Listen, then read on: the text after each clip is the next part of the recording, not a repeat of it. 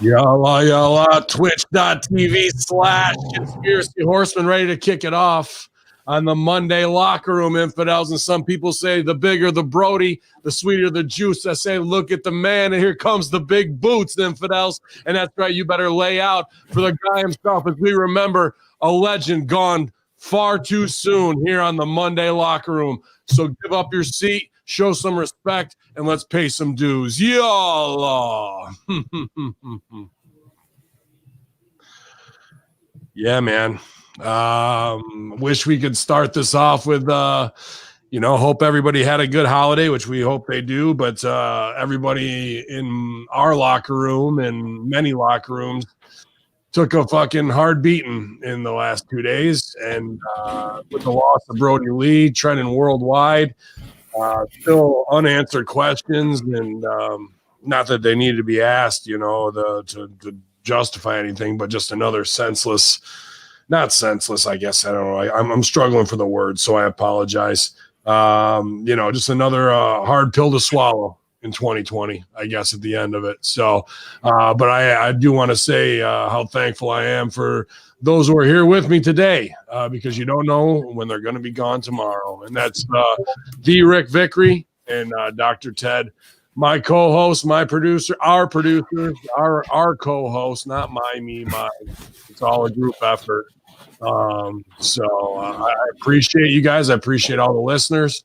And don't let a day go by if there's something you can do to let somebody know how much they mean to you in this lifetime, because you don't want to be saddled with that of what if I didn't do that. So let them know. It doesn't take any extra effort, and you'll feel better about it. And you know that, if you got to reach out to somebody that you haven't talked to in a while, there's no better time to do it than now, especially in the new year, to rekindle those relationships and forge new bonds going forward. So don't miss out, you guys. Dr. Ted, good morning, buddy. Good morning. Good to be here, despite on obviously a very somber note as we start this Monday this week. Yeah, it's hard to find the right words when something like this happens, especially so unexpectedly, because not a lot of people, seemed like they knew what was going on with Brodie Lee and his condition.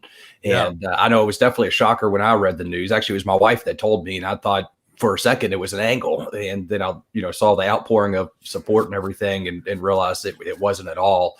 And it's just an incredibly sad tragedy to have happened on the shit show that has been 2020 to end it with, and not just Brodie Lee. I know we lost a couple other people in the wrestling industry, Danny Hodge and Al Green, but Brodie Lee, especially being so young and otherwise seeming to, have really finally getting into the promise of his career, to have everything just cut short so suddenly. And I can't help but think about his family and his young kids. And it's just an incredibly sad tragedy all around. Yeah, man, it's like you said, it's a jagged pill to swallow, and there's no anything that's going to bring him back or give us any psychological closure aside from memorializing the man for who he was. And I'll tell my stories a lot. Everyone's been sharing theirs, but RBV, hopefully you had a good holiday with your family, man. I know you've been going through a lot in 2020 as well with your family's health and people holding on and a lot of close calls. So you've been right in the whirlwind of emotion that goes along with these types of events, man. Yeah, I got to tell you, it really just didn't feel like it. And I was having this conversation with my dad Christmas morning. It just didn't feel like the season. It just didn't feel festive. On my dad's side, obviously, we lost Grandpa, and everything was scaled back. On my mom's side, just because of the COVID scares, we decided to kind of just dismantle. Everybody kind of broke off in the group, so we didn't have the big gathering. So you never really had those family feelings. And then, despite all of that, and you want to feel down about that, you hear something as heartbreaking as the passing of Brodie Lee. But one of the, the remarkable things in this, and what's so amazing in the world of professional wrestling, is the universal care and outpouring of just heartbreak, seeming that everybody coming together, that he was so respected and revered for what he brought to professional wrestling, for fans, for those workers that maybe didn't get to share a ring with him, or those that did brush elbows with him. It just seems universal that he was so respected. people looked up to him, and they were thankful for what Brodie Lee brought to the business of professional wrestling. 100%. You had to look up to him. He was 6'5", big guy. Well, that's good. One of the things that it really hit home with it is you look at those years, 79 to 2020. Those are the same years I've been alive. We were the same age, and he actually just celebrated his 41st birthday in early December. Yeah. So thankfully, one side, he got to spend that time with his family. As you hear these stories across the board from those that I said, that were close with him, that just in passing or maybe a few degrees away that he had touched their lives. It's just remarkable to see, the impact that he had on so many individuals. Well, he's a wrestler's wrestler. He's a guy who got signed at 32 years old. He's not a kid who's going to blow the opportunity. The first show I was booked on with the Insurgency for Living on the Edge in 2012 with 2CW. That was us versus Slaughter and Hacksaw, but those were his last shows. He had just gotten signed. So there was kind of like a spot open and me coming in, not that we do the same thing by any means, but I always felt like that transition, and I think he felt it too. It wasn't a big torch pass because he was champ and what have you, but it was just like, okay, guys are moving forward, and I both had the beard gimmick, so I felt like we were connected that way. And there's a lot of times throughout the years where we see each other, but a lot of guys that I came up with when I moved back north in 2CW and worked for Upstate after they closed out of Rochester, which was his first fed. A lot of those guys are hurting real bad right now, dude. Real bad. Whether it's Cheech, Colin Delaney, Hellcat, all the UPW guys, all the Buffalo guys, all the 2CW guys, man. It's really tough for them. They almost can't even talk about it. Everybody really got kicked in the chest. Super hard. They said it's non-COVID lung related. I don't understand. I really don't how someone can be in the ring competing and then be taken off for whatever reason. And then, I don't know what it is. The first thing that came to mind though, as a healthcare professional is, perhaps some sort of pulmonary fibrosis, which is basically a progressive stiffening of the lungs to the point that you literally can't take a breath anymore, and it can deteriorate pretty quickly, unfortunately. Okay, because that's the whole thing. We just don't understand, man. Right, and that's where I'm not by any means breaking a story here. I don't know. I really don't know, but that's the first thing I thought of because that was my first thought too, is what the hell would have done that, and that's about the only thing that I can think of off the top of my head that would be something similar. That's a lung related issue that can be very progressive and deadly, and be able to take someone out that quick. It's a scary situation and a tragic one at that. Yeah.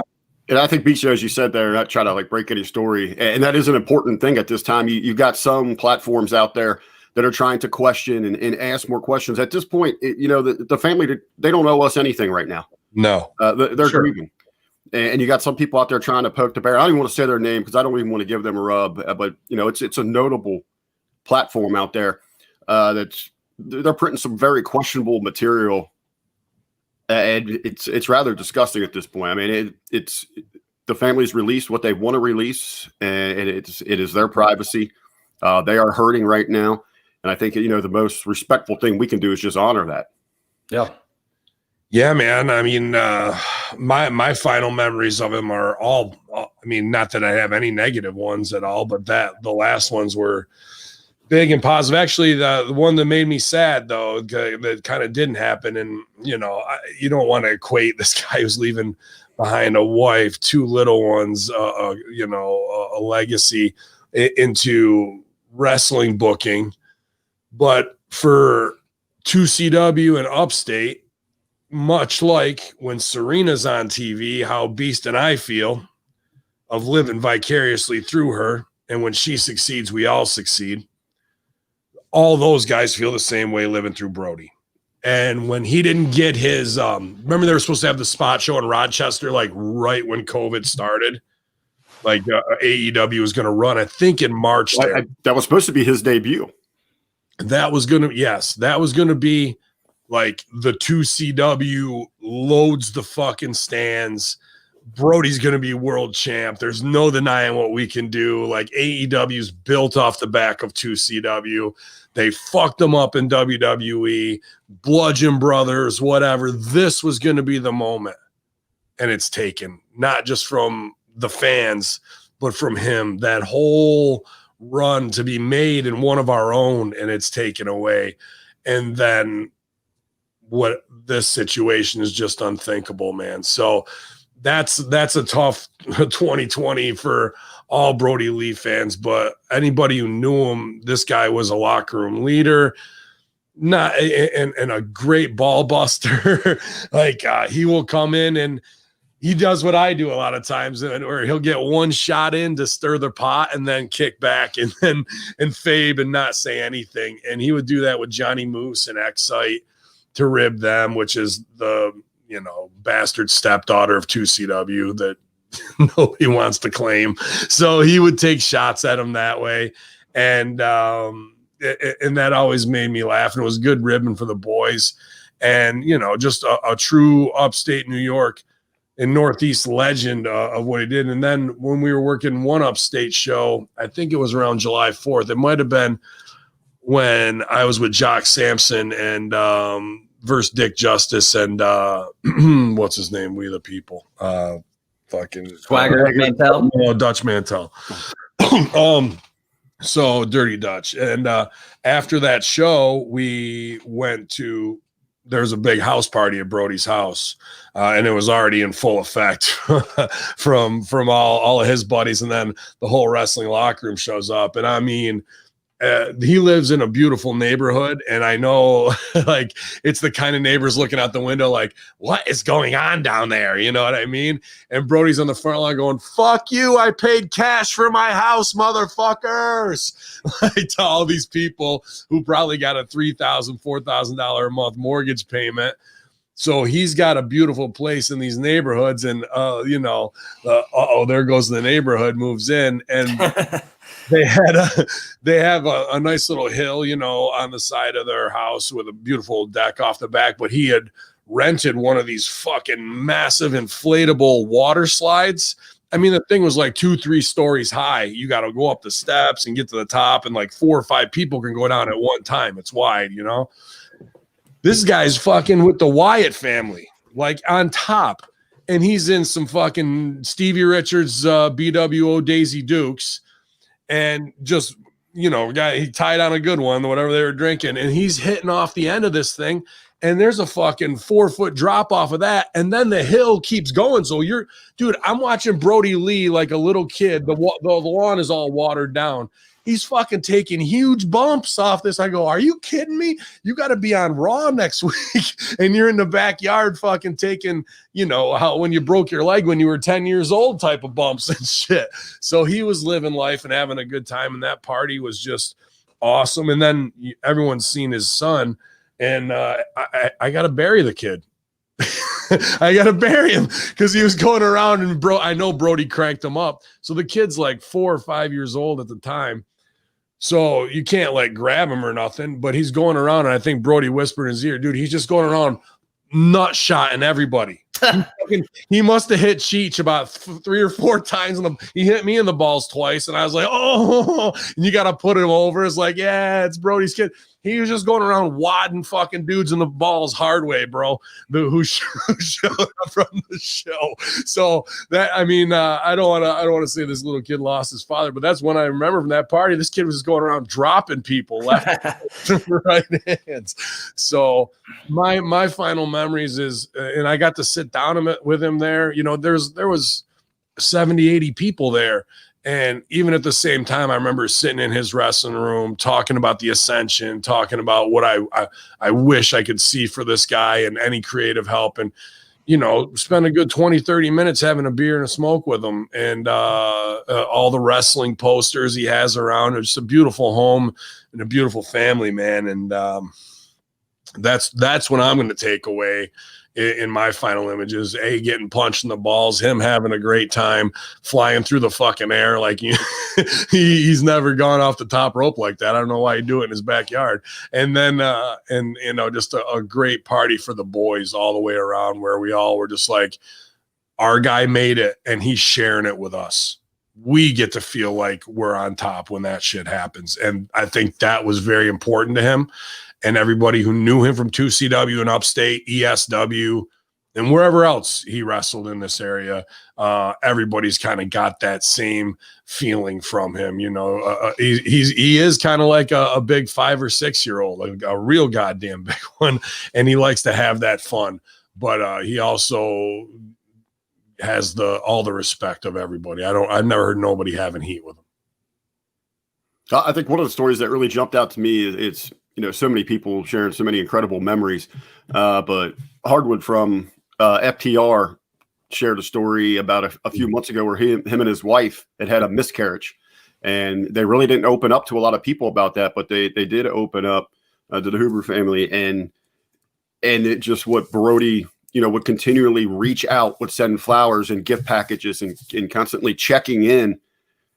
It just seems like it's so out of the norm in professional wrestling from some of the stories you hear about how cutthroat and politics are. And, you kind of watch your own back here. It just seems that, he truly put others at first. He likes to fuck with things behind the scenes, even in the local indies, because he knows that he's beloved. So if he's got to rib somebody, or if the 2CW show was going to go down, he would have been there and been on it. You know what I mean? I mean, obviously not maybe in the state of health he was here at the end that we didn't know about. And it was kept on the very down low. I'm very surprised that's why I guess I don't have it, because usually I know the inside. And the last contact I had with him is because a mutual friend of ours may have needed a transplant, and I went and had all the tests done in order to do it. And when you're dealing with it at that level, it's serious and it's go time. And he knew that, and he and I would talk once in a while through chat, and he would not to put me over or anything like that, but we were afraid we were going to lose our friend for a year. And he would show up and make sure things, that a superstar wouldn't normally, not that they wouldn't normally do, but nobody hears about that shit. You know what I mean? Like, it's very on the down low. So this was kept even more quiet. And that FTR, where this guy's putting out his business of having a miscarriage and losing a child, I mean, that's maybe helping him get past some things, you know what I mean? And now that John's not there for him, he feels like he can put that out there, but he could keep those close-knit secrets and make sure he was there for people, because I seen him do it. And that's just the stories I know. So if that's the connection I know, I'm sure he's doing that for multiple people. And there was another story, the kid in the Dark Order with the jacked arms, the short dude, when they got signed and put in there, Brodie bought him $1,000 worth of gear. So when they're on TV, they all look like a real crew, not a bunch of indie misfits and whatnot. But you don't hear about that until afterwards. You don't hear about the fact that guy knows there's a bunch of indie dudes working UPW for a $40, $50 paycheck at tops, and sacrificing their bodies like he did, but he can show them a great time together and make you feel like you're living the superstar lifestyle. I think he knew all of that, he got all of that, and he passed that on to all the brothers in the industry, especially here in the Northeast. You just think about what that would do for your confidence, to have somebody, of that caliber reach out to help you, that they believe in you. We're going to make this work. I mean, it's just going to lift you up. It's tough. It's tough, because, like I said, WWE never put him to where he should have been. We've had this conversation on this show, Light the Fuse, Friday Locker Room, the past years of this guy is the top guy. And unfortunately, the career never got to the pinnacle of what it is, but who gives a shit about a fucking phony wrestling? This is about a man, his family, and a tragic loss in entertainment that we enjoy. I do feel kind of like I'm set up a little bit better to handle these things, unfortunately. And it makes me think of my buddy Bill Magnet and my buddy Hooch, Mark Woodring, who was lost at 35 with 3 kids. And it just is tragic. And that still kills me. I mean, I'll never recover from that. My other buddy Bill, working on his car, came off the blocks on him and crushed him in his own driveway, dude. So I've dealt with some fucked up losses in my life at a younger age. So this type of shit to me, it just gives me that, like, there's an anvil on my chest feeling, you know what I mean? And I got to go to sleep and just kind of sleep it off, whether that's a type of depression or whatever. I felt a little more refreshed today to be able to talk about it, but it doesn't, things like this don't break me down to the floor anymore like those 2 did, because I don't think there's much left in me to to fucking really twist and not up. Not to say if it was either you guys or anybody else, but I don't know how I deal, you know. But let me ask you, gentlemen, going forward for Brodie Lee, for future generations, when they look back at his ring work, what should they really take away to learn and help their game? Well, I think they should think more about the reputation he left in the locker room rather than what necessarily he did in the ring. You know, there's very few people who those others in the industry can look back to and say that person is a leader. And I can't say I ever necessarily knew him or had any stories like that. I was booked once as an extra and saw how he interacted with the rest of the locker room, and you could tell that he was very well liked by just about everybody. And you know, to be able to have the dignity and class, to be able to help bring other people up and along with you along the way, and to be able to again, step up as a leader in the locker room. There's so few people that I feel like have a willingness to want to do that. And especially to be able to do it at the level that Brodie has done as a world-class professional. And to me, that should be the big takeaway for those in the wrestling business. I mean, not to say, I'm not to, say anything about his work, because I mean, it's very good, but I think especially the behind the scenes, hearing all the stories from all the people in the locker rooms that they've shared with him, that is the type of person that I feel like others in the industry should look up to and try to emulate, as far as trying to be that type of person, not just a professional inside the ring, but to be just as professional outside it as well. I think at the end of the day, and he even said it, I didn't get signed till I was 32, that tells me, when that happens, you're not signing kids, you're signing a man. And when a man walks in the locker room, you know what's going on. They're not on their phone and trying to do fake chops on people and brother this and Briz Cliz and all that. Like, no, Brodie, when you walk in, it's just who John Huber is, and Brodie Lee, whatever you want to call him, Big Rig. That's the difference of getting it at a later age, of understanding what the value of it is. And even though we never got the Bruiser Brodie version singles run that should have been, and the championship he shouldn't have been, every time he's given something, he steals some spotlight just because you can't take your eyes off him. It don't matter if he's wearing a shitty old wife beater and some jeans, or if he's wearing the Bludgeon Brothers outfit, or doing a Vince McMahon impersonation with the Dark Order to help get those guys over too, instead of being like, you know what, fuck this, I'm bigger than this, let me go on by myself. He helped get a bunch of dudes over who didn't have any shine either. So anything he's given, he's going to make the most of it, even if it's a supporting role or the lead role in that crew. And I'd say to that point, if you want to isolate, one part of his ring work, I think Ben kind of summed it up a little bit there, and it's just presence in the ring. And that not only gets you more over as a star, you help elevate those that you're against the ring. If you, are looking like a powerful monster like Brodie Lee was able to do, then anyone that's able to, get any kind of offense or comeuppance on him is going to be that much more stronger, because he was able to play his part to the height of his abilities. And so I think presence in the ring is something that is very much, underutilized, for lack of a better word, in pro wrestling today. A lot of people just, are more care about the moves that they do, that we've gone off before, and less about the presence that they bring about with them when they enter that ring. And Brodie Lee he had a presence about him. And I think that's part of the reason why he was able to even though he didn't achieve the height of the success that maybe he was able to because of booking, he still was able to achieve a good amount of success simply because he knew how to play his role in that ring. 100%. It's all that look, that crazy wide eye. When he's about to do whatever, the big boot or hit you with the big shoulder or the big line, he knows when the camera's on him and that character is more important. The offense always looks devastating, but it's that big crazy face that will always stick with you. Out over on YouTube, Daniel Price in the chat room, it brought up a interesting point. He said, "Can you imagine if he would have gotten that initial run against Roman Reigns that Braun Strowman did?" Yeah. I mean, he would have been a world champion. Would have killed it. 100%, dude.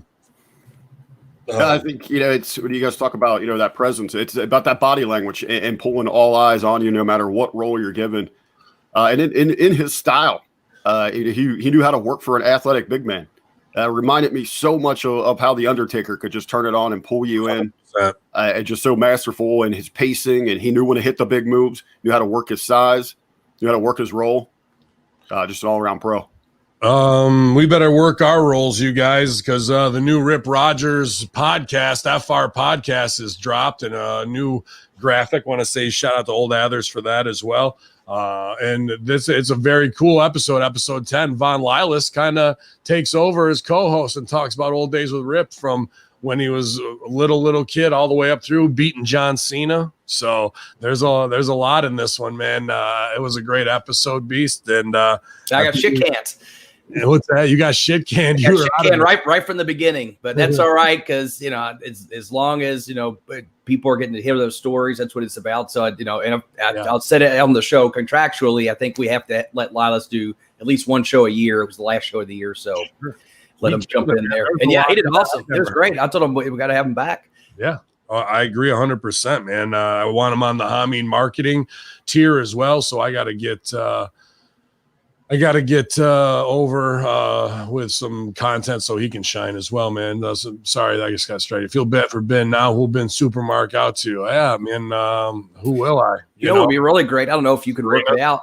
Now Supermark out to. Yeah, there you go. No, speaking of Lilas, we ought to see if we can somehow get a piece of footage that you can review with him and APOC, since they had kind of a bit of a history together in OVW. Absolutely. And not to mention the two of them together, even though I think any time you have anyone that's a good tag team, even though they didn't have the longest run, they still mesh really well as a tag team. Mm-hmm. And you just get that banter back and forth, like they're going to shit all over each other, but in a funny way. So that's what I want to see. Is to see I could probably get them both. We could probably get them both. Oh yeah, especially if they knew the other was going to be on it, just so they could publicly bury the other one. It'd be all good. Let's see if we can publicly bury ourselves. I'm going to call the Hustler right now. All right, I'm going to retract this job application I sent in the WWE right now. Okay.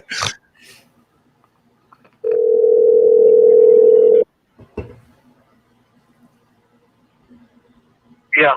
Hustler. Yeah. Hey, I was just filling out this WWE application for lead writer for you. What do you want me to put down for price here for what you're asking for salary?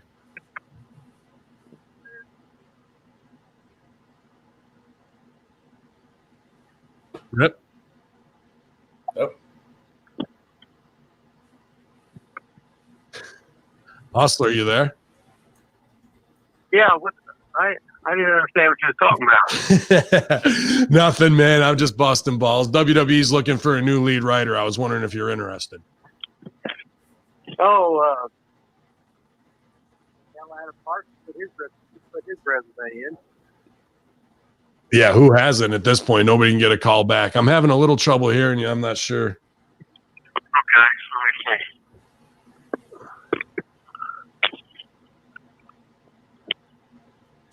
let me see. Just a minute. There you go. That sounds a little better. Okay. A little better. Yeah, Rip. Well, we were just covering the loss of, Brodie Lee, unfortunately from AEW, having a tough time in their locker room, man. In that loss, I worked with them in the Northeast, but things are getting hot over on your end. We had a little conversation yesterday, and I'm not really sure what's going on with Dylan Bostic, I seen some stuff that way you guys were talking about. They short him a payday, and now they're trying to, I don't know, corner him a little bit to tell him to shut the fuck up. What's going down? Well, he told me when he went and did TV for them, he did their first ever TV. And instead of saying, oh, we forgot to do something since we're greenhorns in this shit, they went on ahead. And, well, he made $200 the first night. The next two nights, the next two shows, they sent him checks for $80. He sent me the copies of all the checks. I got them on my goddamn phone now. So, and then he said, you know, it wasn't like you went to WWE or you went to WCW, you signed out everything. It says right there what you're fucking making. They got a goddamn list of guys. So it's called inexperience of doing anything.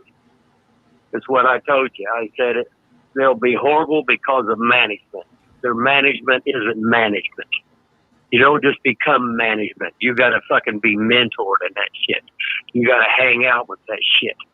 You don't become a fucking college football coach. You go after fucking playing. You go into being a fucking assistant coach and mentoring to this guy.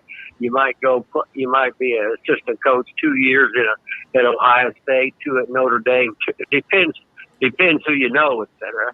But you get what it's like to do all this shit. You don't just go from player to goddamn fucking management. You can do it, but you ain't worth shit because you don't have experience. You got to have the opportunity to fail. You got to have an opportunity to learn this shit. But anyway. Well, you're not going to be worth. Me, I don't know how many times. You're not. And they got Flash too. So I called, Flash, Flash, not motherfucker. To them fucking marks. So anyway, he told me about that shit, and so I put something out there, and then he said no, it was more than that. Basically, if he worked at McDonald's and thought he was going to make $10 an hour, he made $4 an hour. That's what you could compare it to. Well, you don't get to be worth $7 billion if you don't short somebody $80 on a payday. Oh yeah. What's that some bitch worth? That's $7 billion. Jesus Christ, and they're screwing the guys on the fucking bottom.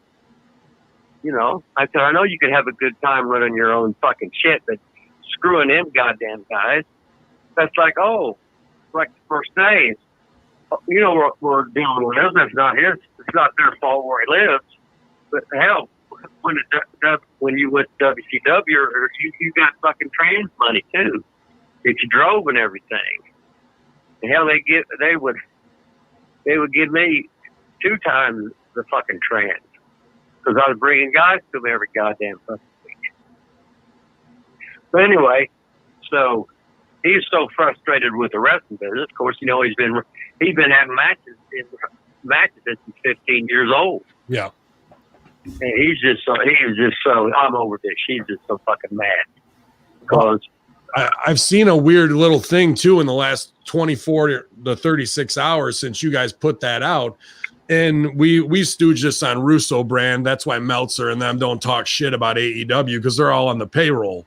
But then I seen this one dude, and some of my producers follow him. He's just an underground mark dude who works for CZW, and they can get fucked too, as far as I'm concerned.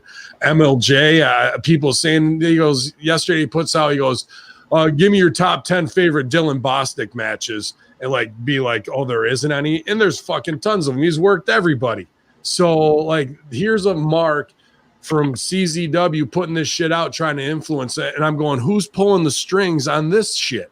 Because I wasn't going to go Trump Twitter thumbs on him, but I could have easily come right over the top and slap this fucking mark down. And somebody can send him this. I don't give a shit. If he's got something to say, he's more than welcome to come on here. But you're not going to go up against a fucking Rip Rogers guy when I got something to say about it and fucking try and tear him down for no reason because you're a mark for All Elite Scooby-Doo. So there's something going on behind the fucking scenes where there's a concerted effort once again. And I don't give a fuck if this is the kayfabe of that dude Louis getting abused by DDP Yoga, because that's what they do, is bring marks in there to do all their shit, fucking have them wash the outside of the building, the fucking the cars outside, whatever it is, while they're video editors. And then once they abuse these guys enough, they kick them to the curb and treat them like shit and fucking blackball them out of there. And it seems like they're playing these same exact WWE games on an even more petty level that they claim they never wanted to fucking do. And I'll never be this, that, or the other.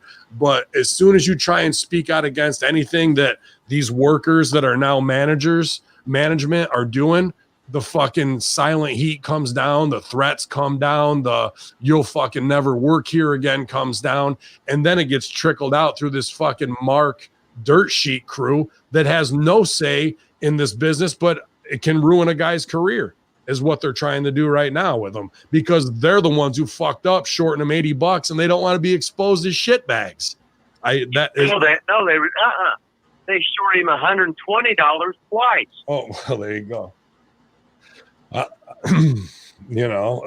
So what's the deal to not PayPal them to keep them quiet? You know what I mean? To make good on it. Instead, it's got to turn into some, how dare you not bow before us and fucking play the game this way?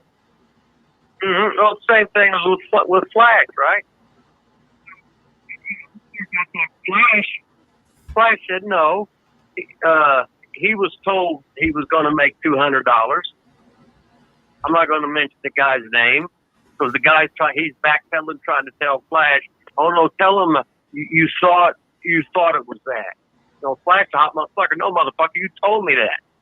You know what I mean? They got guys playing agents that ain't agents. They got guys trying to play big fucking time that's never done it before. So of course they're going to fuck up. But instead of saying, oh, I made a mistake, they all kayfabing it to everybody because they all look like dicks.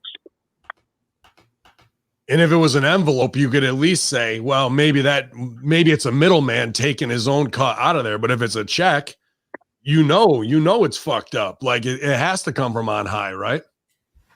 Oh, I got fucking all bill and checks. He showed me. So I could fucking send a picture of them to you right now if you fucking. But then why? They're just going to be fucking. Yeah, no. The thing about it is you thought you was going to make something, and all of a sudden you get there and you're going, what the fuck? But you're the bad guy, right? You're the bad guy for even saying anything about it. You're supposed to just take a dick up your ass. You're just supposed to take the old fuck you, we got you, we're over, you're fucking not. We can do this now because we just fucking did. And you better not say nothing, you better fucking take it. What's the recourse for that, Rip? I mean, what do you, if that went down in the old days, what are the boys' options at that point? I mean, what you're doing now and saying it out loud. Well, first of all, there should be something on print, on email. Somebody they fucking tell you that or whatever. Used to go in WCW first time, you write the thing out, you got like a contract or whatever. Yeah. Of course, they ain't got one there, especially on their first TV. They didn't know. But hell, you was making more money for that TV 30 years ago. Yeah, that's than the original thing. That's the kick in the dick. It's over less than $200. Like, an upper mid card guy's indie fee we're arguing over here. Okay, so Dylan's gonna live in Indianapolis, which he did. I know he drove, and he has to drive to goddamn Washington D.C. Now, whether they use you or not, that's their business. But you got your flat fee. But then, of course, he drove. I don't know how far it is from Indianapolis to goddamn Washington D.C. I don't know if it's 6 hours, 8 hours, or whatever. Mm-hmm. And then when he had to go. But then he had them other shots.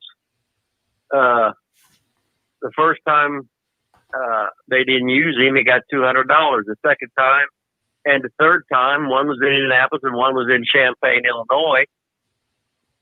He made $80 goddamn bucks. course, you're driving there. You're there how many goddamn fucking hours? Mm-hmm. Blah, blah, blah. Of course, you're taking on from his other job what he'd have made more money than that, but then going to play fucking wrestler anyway. How much do you think they shorted Sting this week in his check? Yeah, I thought that was, you don't even need to say nothing, right? Right. So, on one end, we're kicking the shit out of the indie guys that we think we can without being exposed and staying over on them. And then on the other fucking end, we're marking out for big money guys who can't deliver shit for us in the ring, take no bumps, and are only going to open the floodgates for more sharks to come take bites off the bloated whale. Oh, well, goddamn, that's the whole wrestling business is to find a money mark. And the guys that can't fucking do it anymore because the guy watched when he was a kid or how many years ago, whatever. But then that's such his life. But the guys that can't do it, well, it's like when you have the old timers guy and the guys that come to the big indie shows and it didn't draw. Your ass didn't fucking draw. Mm-hmm. Well, hell, we'll shoot this in-house angle here. The next time we'll really get them. Oh, that'd be great. Yeah, if you don't draw the first, you can draw the second time. That's the way it is. But you can't get on somebody or some guy worth $7 billion or whatever. You can't go to him because he wants to give you money. What are you supposed to say? No, I don't want it. Right. But everybody's a mark for something. Beast, I'm a mark for the FR podcast. This week we had Von Lilas take over as the main host of the show. You got shit canned out, as we said before I brought him on.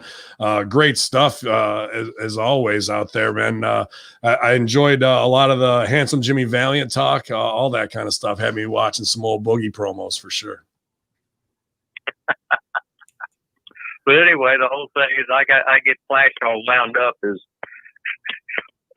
he got treated like a fucking mark. Just fucking rubbing it in off. It's rough, man. It's tough because I would make that shot from New York all the way to Chicago, and this one promoter, he's a decent promoter, ex-mob dude, but he overbooked himself and he had to go fucking refinance his mortgage to make sure the payday was there. And my envelope was way short. He PayPal'd me the next day, but driving 10 hours each way for a big show that I wanted to be on, and then having to deal with that is just, it makes you go, why the fuck am I even doing this in this business? And, I know those guys feel it. And then they got to take heat online like it's their fault when they did. All they did was expose the bad business practice that was done on them. But now they're going to be hurt worse than that. It's a fucked up thing in wrestling. And I guess the drive from Indianapolis to DC is 9 hours each way. Okay, I didn't know what it was. So in other words, he's right now. Some guys would go early and get a motel room or whatever, but not everybody's got a goddamn liberty to do that. Don't have fucking you don't get paid then. You get paid later. Mm-hmm. But it's like any job. You work your fucking thing, your wage, and hell, Bill Watts, you'd work. He'd hold back 2 weeks when you got there. So by the third week, you're getting paid. But then when you would leave, when you're gone 2 weeks, you're still getting checks in the mail. Mm. And if he liked you, he usually bonused you. And if he didn't, you'd make minimum no matter what the house was, pretty much. Right. But this is the business we chose to be in. No, we are fucking carnies. That's the way it is. They protest. Oh, we're in the business. Ain't that going to be that way anymore? Shit. That's all you goddamn know. It's fucking real. I remember another somebody else called me up. He said, hey, he was supposed to go into TV for WWE.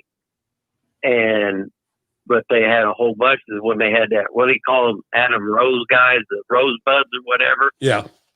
The people promoting doing the thing said, well, we got to have so many Rosebuds and shit. We can't afford to pay you $200. Can you come for $100? I said, well, hell, tell them go fuck themselves. Yeah. So I said, no, I can't go for that. Trip's too long, days too long, got to be there too long. No. And they hem-haw and say, well, in that case, we'll pay you full. We was just wanting to see if you'd be willing to take a pay cut. Look at that shit. You see what I mean? Even You're when in the wrestling business. yeah. If the money in your hand, you ain't fucking got it. If I've had to go into the goddamn go work for guys first time to fucking screw me. I got my goddamn ice pick with me. Run everybody out of the fucking dressing room. All of a sudden, that guy comes up with the money. That's just like that guy. I'd be taking guys on fucking trips. They had no fucking trans money. They thought it was fucking funny. I said, good. Give me your goddamn boots. They'd out auction his boots off. And all of a sudden, he'd borrow money from his buddies and get the goddamn money that's owed to you. You're not the bad guy. They are. It's like when Honky Tonk would ride with me. He'd pay you. He knew what the trans was for every fucking trip. And as soon as he got in the car, he paid you his trans up front. Where everybody else is trying to get you there when the fucking trip's over and screw you. This is the business we chose to fucking be in. He's too goddamn lazy to get a goddamn real job. Who the hell wants to grow up full-time playing wrestler? Hell yeah, it is. If we go back up to Canada, I want you to, we're going to have to get it across. Well, we can get one up there, but I want you to have that ice pick and I want you to stab Bobby Bass on the outside. That's the first thing. Second thing was there's a story on the sheets right now that Pat McAfee is off of NXT. And the headline is Pat McAfee off NXT, but he doesn't have any heat with WWE. And you, like, that's so weird of like, why would you put that in there? You don't have heat. They just want to make the creative decision to take him off and not overexpose him, but they already made him a manager. So now they're taking one step forward, two steps back, looking stupid. And then when you say no heat to every wrestler, that means there's heat, you know? Yeah. So. Yeah, heat is, here's the heat, Popsky. He don't need them. Yeah. He's got life on the balls. He's got the life every guy in America wishing it goddamn dad. Okay? He got to play fucking wrestler. And he's so good, he's better than them. Now look at the guys they got. And here's a guy that's playing fucking wrestling, loves the shit. And he's better than all them. And they know it. It makes their performance there look like a piece of shit, doesn't it? Yeah. It looks like their guys are a piece of shit. That'd be like, oh, Popsy, hey, you can go punt for the Colts this week. And then you start talking. You can't help it. What you supposed to do? Stand back and not do it good? They're paying all these guys all this goddamn fucking money to learn how to be fucking stars, and here's old patty cakes not showing them fucking all. If he went to the goddamn main roster, it's the same thing. He's got the it factor. Excuse me. He's fucking great. This will pop you. I also saw that they're gonna do a developmental inside developmental for. I saw that. for Evolve. For Evolve. Why didn't you say this is rookie ball? Yeah. Which is a step before Class A ball. Then we'll have Class A ball. Then we'll have Double A. Then we'll have Triple A. Then we'll have goddamn main fucking roster. Who do you think's more over, DCW as an unpaid or Evolve, Beast? What are you thinking, man, Beast? It's toss up. I don't know. Hey guys. Yeah. Hey, did I ever tell you what to do in a match? No, you just told us, you just rang the bell and came out with the kendo stick and told the leotards to get the fuck out after we did those faggy chops. But what I mean is, no. Did I ever say, okay, here's your script? No. Here's your goddamn fucking points to hit and do it in your own goddamn character. What the fuck? Yeah. The most you would tell us, Rip, is who goes over and what body part to work, and that's it. And then we figure out the rest. Yeah. Mm-hmm. In other words, each match should be completely different. Yeah. With knowing what, as a baby face, what to fucking anchor, what to dominate with, and the fucking heels, what heat to get by. So every comeback should be fucking different because a fucking comeback should be retro fucking fusion.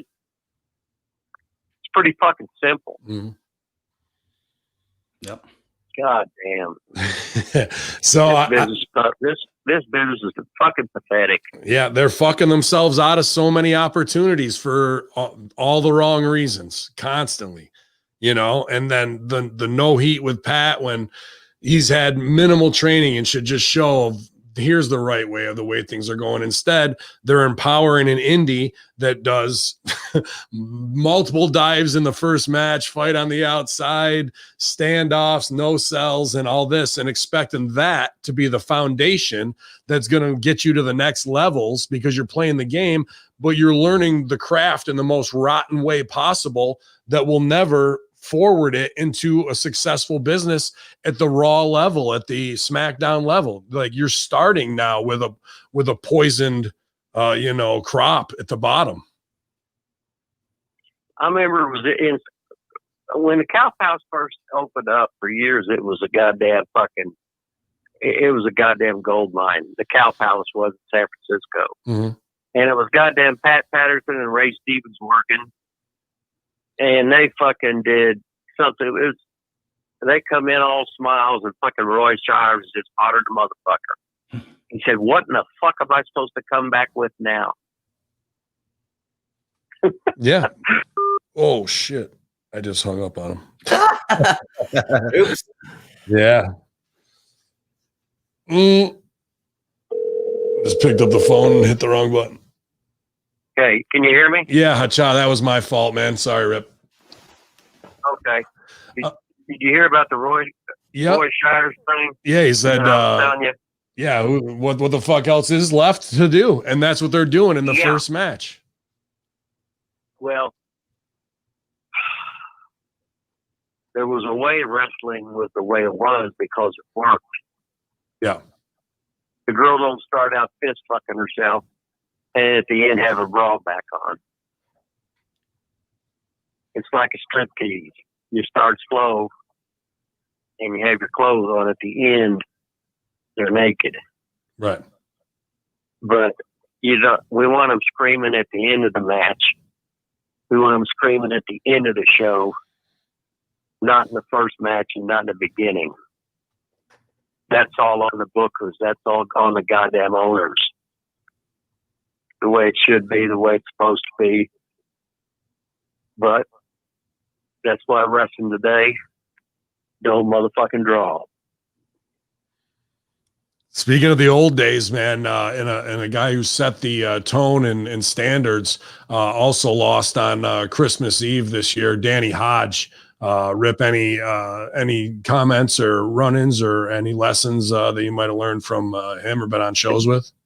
Well, Danny was the first. He was the first wrestler ever to be on the cover of Sports Illustrated. That's how good he was. It's like they got the Heisman Trophy. They had some kind of award for amateur wrestling named after goddamn him. So he was just a goddamn fucking icon and a nice guy. And everybody was scared to death of him because he could rip your asshole out if he wanted to. But he was goddamn fucking legend. That's all there is goddamn to it. Mm-hmm. And we're losing too many in our goddamn fucking business. But hell, Danny was 88 years old, right? Yes. What's the norm for what's the average age? Well, I don't know. Yeah, it does. It seems like some far too tragic, but it does seem like the generation of the 80s where we lost a lot of guys tragically because of whatever, cocaine, pills, and gas, that has slowed a little bit in the post Benoit kind of era, I think, to some degree. But I hope guys last a lot longer because that run of losing guys in their 40s to mid 50s was just senseless. You know what I mean? Where at least Danny Hodge and Pat Patterson and others that we've lost this year lived a full 5-decade, 6-decade career, really, you know? Right. But, you know, when we're in our 20s, we think we're goddamn invincible. Mm-hmm. And when we eat all the fatty food, that once you, and there ain't no fat old guy, you just die.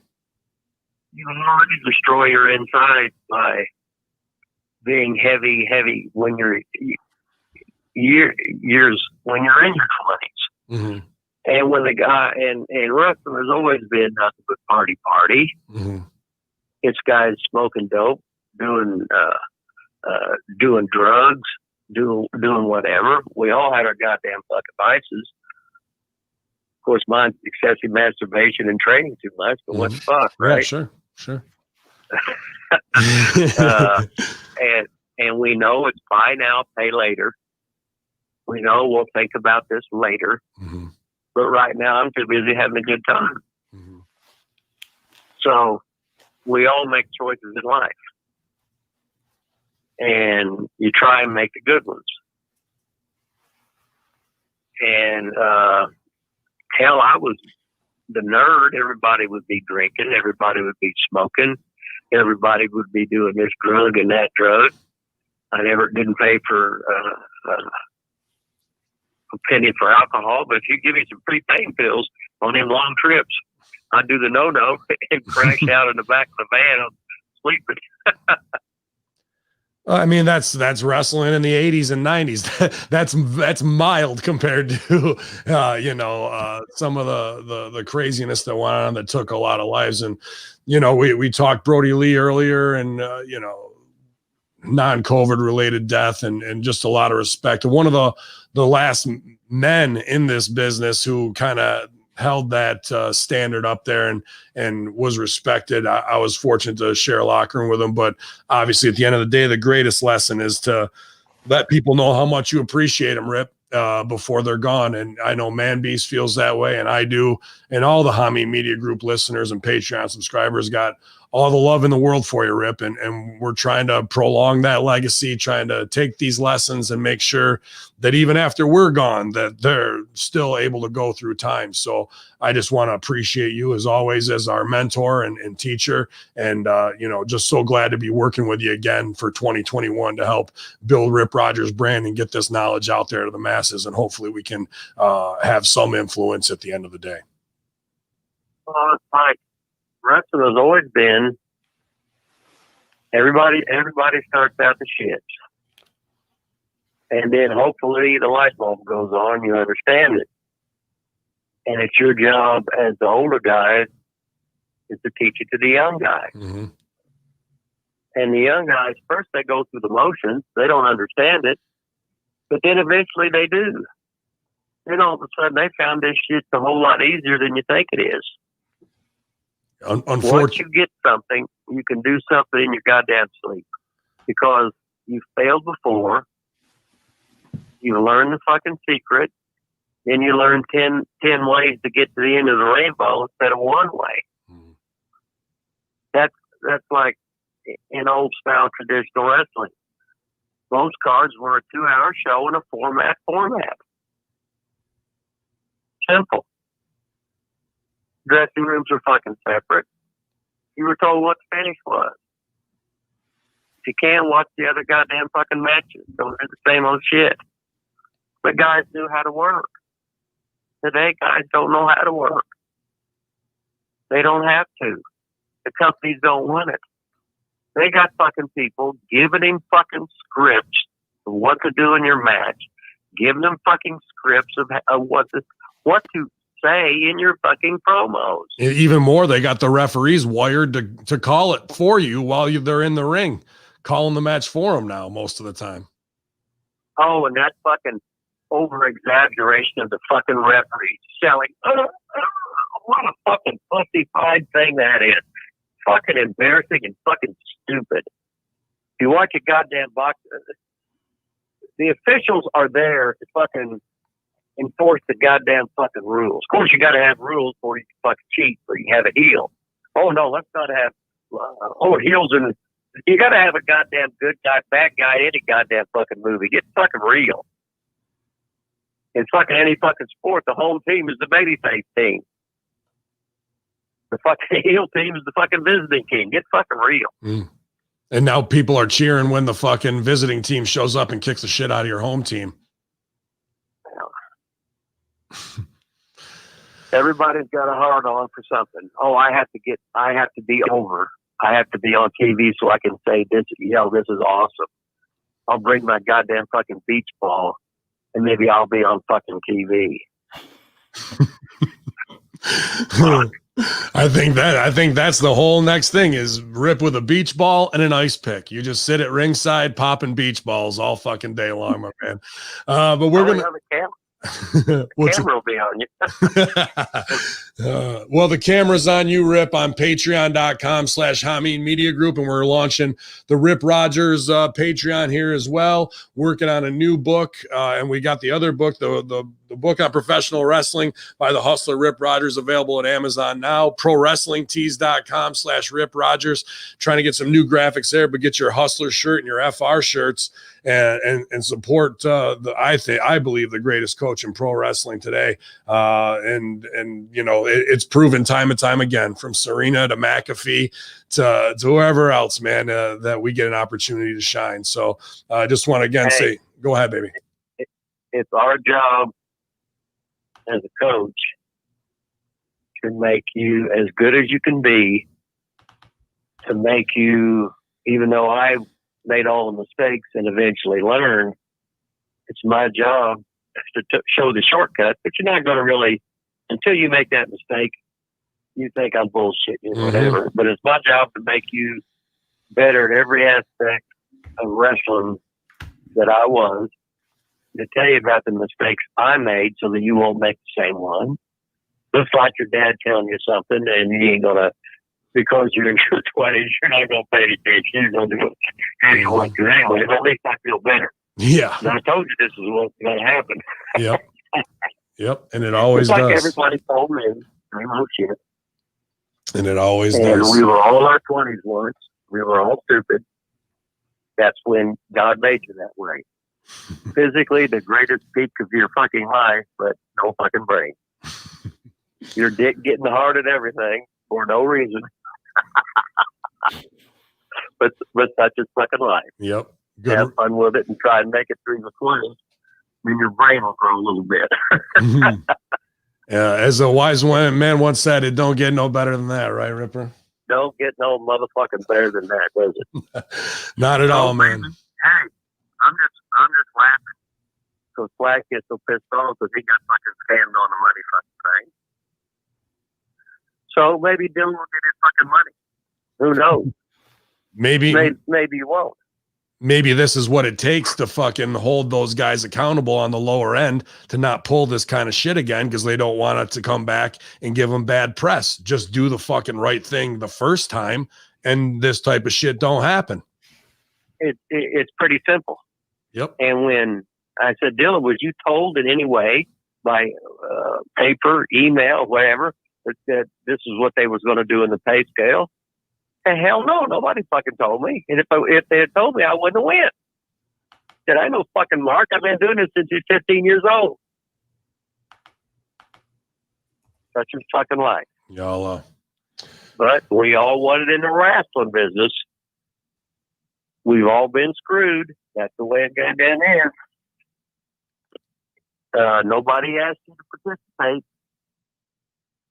Wrestling was always like the mafia. It was a den of goddamn fucking thieves. If Dylan was really smart, he would have taken that payday and bet against the Jaguars the whole season long. He could have tripled, quadrupled that payday right up. Well, when it's like when you own a soccer club and you own the Jaguars and now you're doing the AEW wrestling. You can't be great at two things. You can be very good. There's only so much time in the day. There's only so much energy you have to think. and it's just too hard at major league levels. Mm-hmm. You know, can you imagine now? Hell, I've got a little bit of brain for wrestling. That's about goddamn it. But to be an owner of a big wrestling company like this, the fucking soccer team, the fucking the Jaguars, god damn. And also recording and entertain. He also has a recording studio, entertainment company, you know, all this shit. And then they're worried about turning off the thumbs up, thumbs down on YouTube. Like that's what their focus is. Like they're not worried about complete success across the board or hitting 1 million every week. Well, you know, it's funny. It's like they're running up against the WWE C team, not the A team, not the B team. It's not Raw. They're not fighting Raw. They're not fighting SmackDown. They're fighting the goddamn AAA team. So when they're doing that anyway, but then again, every wrestling fan the last 30 years has grown up with WWE. That's like when we were ICW. We were looked upon as the shits. And we had all these guys, and we'd out-hit each other, outwork each other. All they had was they had the tradition of being Memphis wrestling, the tradition of being Knoxville wrestling, Southeastern wrestling, the tradition of being Kansas City wrestling, of AWA, of Bill Watts, of goddamn Eddie Graham, of Ole, or fucking Fritz Von Erich, or Joe Blanchard, or the Pugs, or Paul Bosch, or Don Owens, or Stu Hart, or the Rougeos, or Dupre, or the old WWF, or the old Charlotte with Crockett, with Bob Geigel, the St. Louis entities, wrestling at the fucking chain, wrestling in fucking Hawaii, wrestling in LA, San Francisco, all the different markets, Vancouver, and all the places to go. Now there ain't any. Now access to be a pro wrestler is the easiest it's ever been. I bet on the average there's at least 4 wrestling schools in each state. So there's probably 200 wrestling schools. Not saying how many is any good, how many is any bad, but the opportunity. Hell, when I was trying to get in, the only thing I ever heard of was Vern Gagne's Bar. Well, there wasn't cable TV and everything was kayfabe. It's like all the greatest wrestlers in the world came down at Vern Gagne's Barn and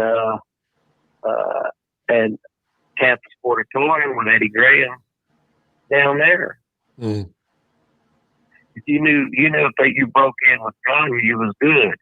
You knew if you broke in with Eddie Graham out of Tampa, they was going to be goddamn fucking good. That's like Stu Hart, Don Owens. He wouldn't break in Billy Jack because he said he'll come back to fucking haunt him. He had to go to Calgary to goddamn break in. You know, a lot of places wouldn't break you in your home place and train you because what would happen? Dick the Bruiser say you'll come back to goddamn haunt me, which I did. all of a sudden, 2 years after leaving him, I got my own promoter's license. I got TVs in Louisville and Evansville.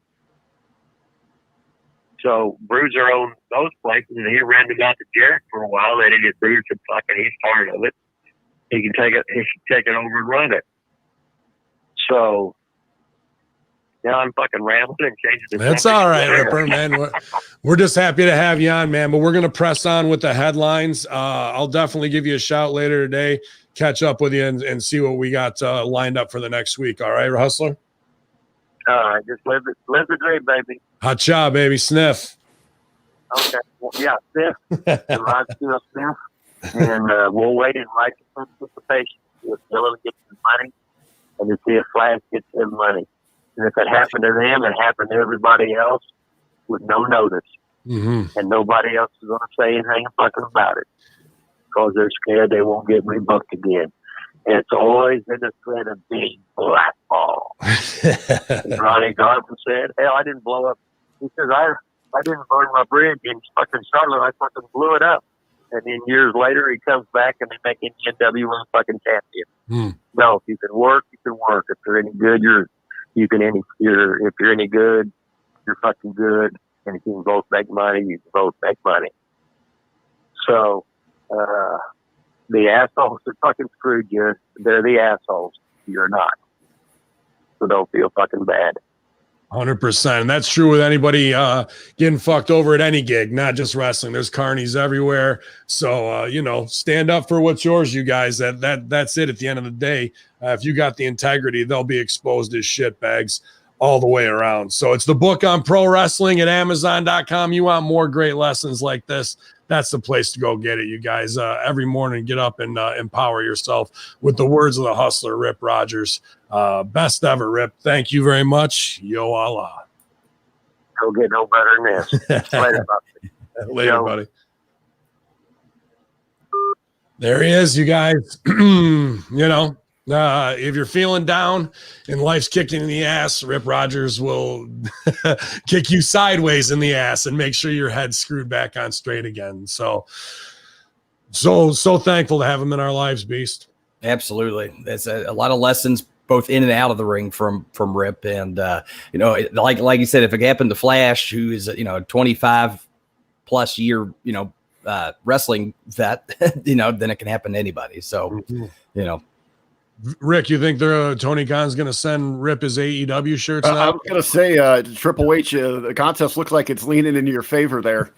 Already got a head start. But I tell you, it's really inspiring just to listen to him there. Just recently, I had cut ties with the promotion because I kind of became a mark for myself. And I asked for not just a little bit more, I asked for something for my contributions to sit there and provide commentary for multiple hour shows there, your time, your investment, your study and all that. Sure. And to simply have the promoter kind of look at you like you were crazy, like, well, no, I'm giving you an opportunity. You should be honored that I'm letting you do this. And to try to, with everything that goes into it. And I did become a little bit of mark for myself because I threw in his face. I said, let's be honest here. You run a great promotion. You do a great little show here, but in a week's time, 10 times the people hear me and see me talk professional wrestling. And I can give you so much more for your promotion here.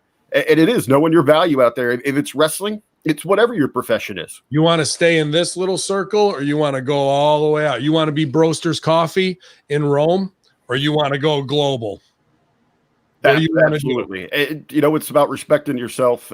Take care if you're looking for a brand or just yourself personally. But it does make you appreciate the good promoters out there. I know with Rev Pro USA that I work with, whenever anyone walks into from ring crew concessions to the talent, there's an envelope for you before the show starts. Mm-hmm. And we've had a couple times where the owners come to me because I help out with the events and all that and sponsors. Rick, we got to go get a couple more sponsors. So I'm going to have to, go get a payday loan or something like that. And so we do hustle with that. And it's funny, we talk about Adam Rose in there. I've seen him at a couple of promotions, and they charge fans $25 to be Rosebud. So he's bringing in like an extra 200, 250. Super smart, bro. That's smart working. Yeah, it always just it blows me away to see the people that are just willing to fork over that money to get out there and just go dance around like an idiot for a little bit, to be in that spotlight and share that moment. Hey, bravo to him to make that extra money there.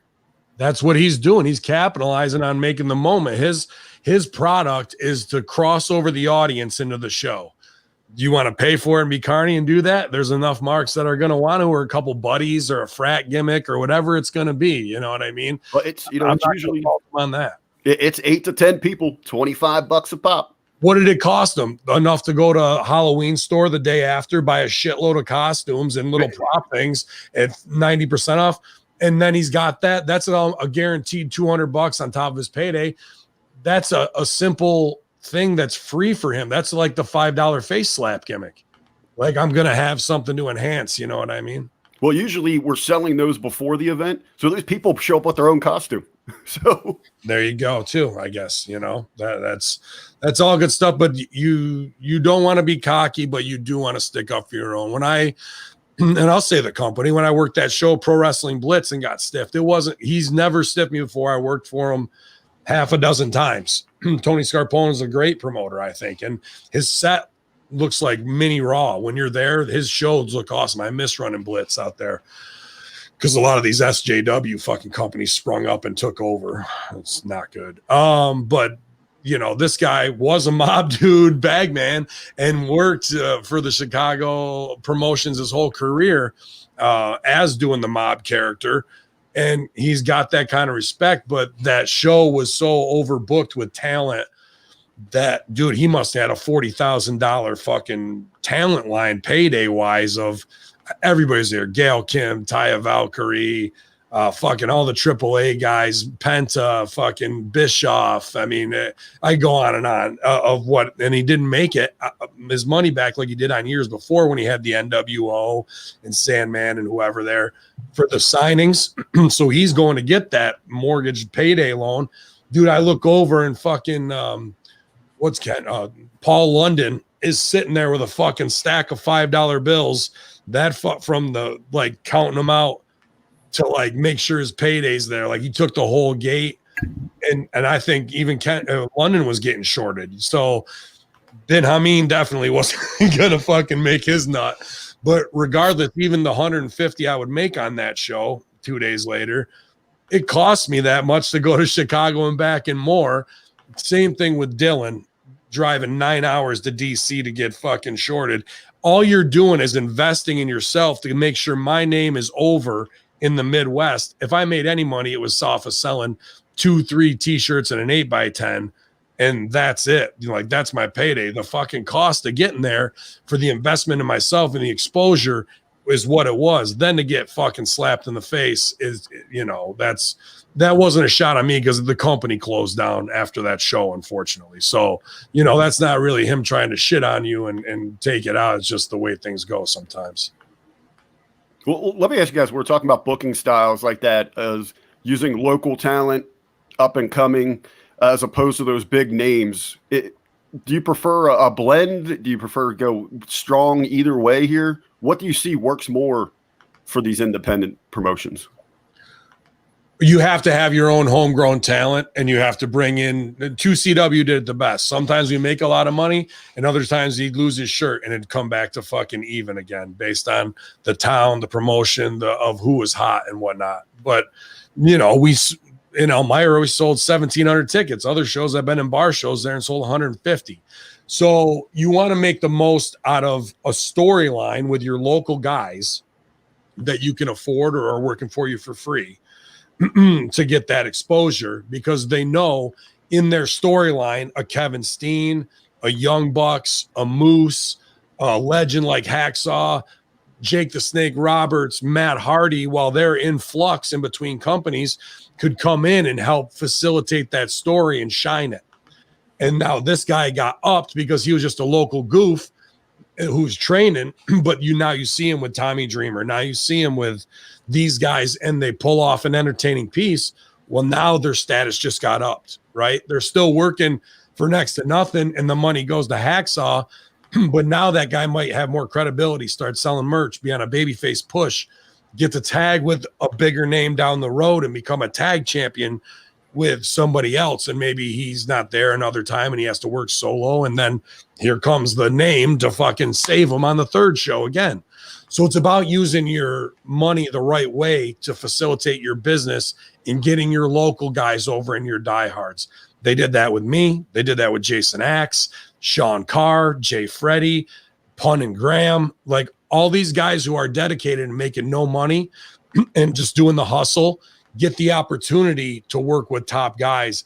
And the value in that tape is what it's really fucking all about at the end of the day. Now, Beast, let me ask you is, you know, for the local workers, the homegrown talents, what are the responsibilities of those individuals to help promote and sell tickets for an event?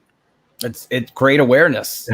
More people know you got to hustle. You got to sell those tickets, you know. You see so regularly, some people just think, well, I might just be getting 25. If that, I just going to show up and do my thing. Well, you run into that attitude quite a bit. Well, yeah, and well, that's fine if you want to continue to make $25 the rest of your career, then sure. But if you want to prove yourself as a valuable commodity and get an opportunity at a higher level, the easiest way to do that is to make yourself a fucking draw. If you make a homegrown independent promotion be the next thing that people are talking about on the independent scene, because holy shit, you got to see so-and-so fucking wrestler. People are coming out of the woodwork to see this guy, and they're really blowing up. Well, all of a sudden he's going to be turning heads and he's going to be getting tryouts or she, because they're actually drawing. So it behooves every single wrestler to try to get people in the building. And if the promoter or booker is worth their salt at all, it's going to pay off in the long run, because again, the good promoter pays people based off the gate. If you have a good night, then you pay accordingly. You know what I mean? And consequently, if the gate's low, and guys should never not get paid, but then classically the payday short. So it just comes down to, are you going to do your job to get people to sit in the seats? Because if you can't emotionally invest anyone to come out and see you for $10 fucking, then what good are you? You're no good. Well, here's the other thing: is the worker. If you think that you're local and you're just over and you're going to draw, you're a dumb motherfucker who fucking is lazy.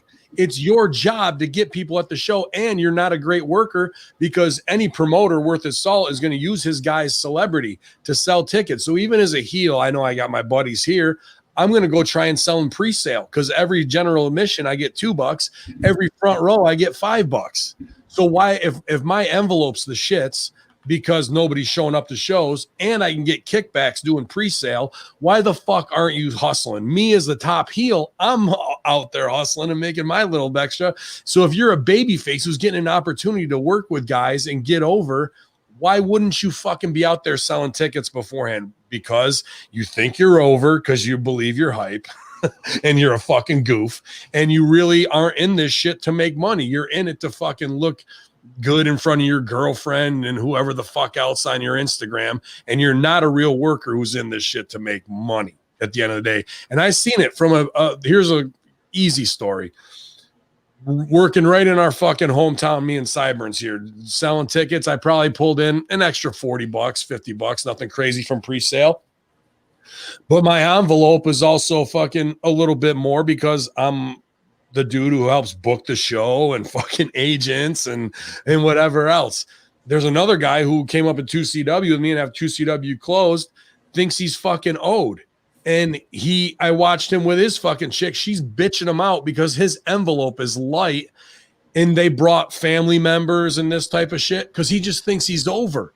He didn't fucking want to take the extra 10 minutes to get the tickets, sell them to his family members so he can get the fucking kickback. So when he's only got a $50 payday and I'm walking out with $350 at the end of the night, and they're over there fucking sad sacking going, but they were here and we're over, and that, like, well, you didn't get off your lazy fucking ass and help promote the show to make yourself money. You just think you're fucking over. And I watch this, not just there, but over and over and over again. These are guys who have those opportunities, who have worked with big stars and are established, and they just think that that's all they got to do. Like, I usually don't stick around for ring crew that much anymore. I will say that's a bad habit of mine, but I'm also doing 4 other jobs on every show that fucking nobody else is doing, which includes helping the booker and promoter do things the right way. You know what I mean? So that's the bigger lesson of it. If you're an indie working, there's 15 ways to hustle and make your money. So your envelope for the wrestling might be $20, $40. But if you're not walking out of there with 100 to 150, that's because you suck at being a fucking carny and knowing how to fucking work the fans the right way to put them in your pocket. If I can fucking get people to step up and get slapped across the fucking face and pay me as a heel, as a baby face, if you got muscles, good looks, and fucking gift of gab, and you're not making your money, you're a fucking moron. What's been the biggest $5 payday? I think I had like $25 in one show, three singles, and then one dude, these 2 fucking 30-something-year-old virgins stepped up and bought the buy 2 get 1 free. So I slapped the one, slapped the other, and I slapped the fucking other kid again, who I can't stand either. So about $25. But usually when that, well, no, there's more than that, because when people buy the $5 face slap, t-shirt, I give them the fucking slap for free too. So I maybe $60 because I sold 3 of those one night. So, but dude, I mean, that's just nothing more than a carnival barker thing to get people to come to my merch table so they can see, oh, I don't want to get slapped across the face. Oh, I don't have $25 for a Conspiracy Horseman shirt, but hey, look at this picture of Piper and Duggan and fucking Spirit Squad. And that's another thing. Mondo told me this. Sheik, yeah, those are fucking great pictures, but I'll tell you what, I got fucking awesome 8x10s too. But when I put the one out there of fucking Shawn Michaels kicking me in the face, I fucking sell 10-1 that one, Sheik, and I'm getting my fucking ass kicked. It's because Shawn Michaels is in the fucking picture. I start putting out me and Piper, 10-1, they fucking sell. You know what I mean? Instead, these guys want to fucking, I'm over and I only wrestle within 100 miles fucking diameter of where this show is. So fucking love me. It's not that, dude. It's the fact of getting shine from a star and then taking that, going spending your $30 at fucking Staples, Kinko's, wherever, Walgreens, and then turning that $30 in pictures into $100 later that fucking night. If you can't do that, you're not a worker. You're not in this business and you don't know what you're doing. Well, let's talk some headlines here. Speaking of getting over, I want to start things off with some ratings talk. Kind of up and down for WWE this week. Raw this past week, seeing the lowest of the year. Smackdown, a lot of people were really buzzing, hyped about this thing. It had a stellar opening, 4 million. But those inside of the pro wrestling bubble, not seeing the bigger picture, ladies and gentlemen, there's a thing in the ratings. It's called a bleed over, a run over, and that was thanks to the NFL running late. If there's any headline coming out of SmackDown this week, it is how fast the mass exodus for viewers to get the hell away from Fox once NFL programming ended. I mean, you go from 4 million and they lost how many? You got you there. We got all caught up. I mean, so but anyway, back to the headlines here. So JR recently on an episode, his podcast talking about it, his thoughts on this thing, and it's about getting over here. They don't have anybody hot. They have nobody that has no momentum. Nobody is on a proverbial roll. You can't stop. You can't stop 50-50 booking. I'll beat you with a small package, and then you beat me up. How do you get any momentum? How are you over? Well, Rip talks about this on the FR podcast. He did the job, so I got to give him something back. What? Yeah. That's bullshit. Not tonight, not now. It makes no sense. Why do you have to give anything back? If no one got anything back on Goldberg and he was rotten as fuck. Brian Cage should be killing guys. Nobody should be getting anything back on him whatsoever. And Rip talks about this on the FR. I hit you with 15 fucking massive moves that should be finishers, knockout moves, the end, and you kick out, and then I beat you with a fucking roll-up. That means you're rotten at this shit and you don't know how to work a match when you have to win with a roll-up that way. Beast, go ahead. No, it's psychology 101. It's like if I went to go see a horror slasher movie, you put over the serial killer at the beginning. They fucking have a knife and they kill the person. They don't go 50-50 and go to stab someone and then the victim stabs them back and forth and they do 100 stabs until finally the victim falls down. What the fuck does that mean? That I don't give a shit about the heat that we've built with the fucking Jason or Freddy or Michael Myers or whoever. If he's having to go 50-50, stabbing his victims, then what the fuck does the monster matter? You know what I mean? It's simple psychology. And the fact is that's why it's so frustrating. It's because the concepts are simple. It's not, a particular idea. It's a way of thinking, and the proper way of thinking to really build emotional investment and build, a territory, for lack of a better word, or brand. It's just that they aren't doing the right things. It's hard to understand why. I think it's just everyone feeling themselves, thinking they're over. Well, we have had another recent story here about the philosophies and approach that they're taking to each of these shows, where they want Raw to be more brand overall themed, as opposed to SmackDown, where the focal point will be that face of the blue brand, which is Roman Reigns. which is more of a traditional style. Let that big name sell, let your main event programs, that marquee is what's going to pull people in. Where the Raw, they're just hoping that everything they throw against the wall is going to hook you. How's that working out? I mean, SmackDown, we only had 3 matches. It wasn't that great of a show.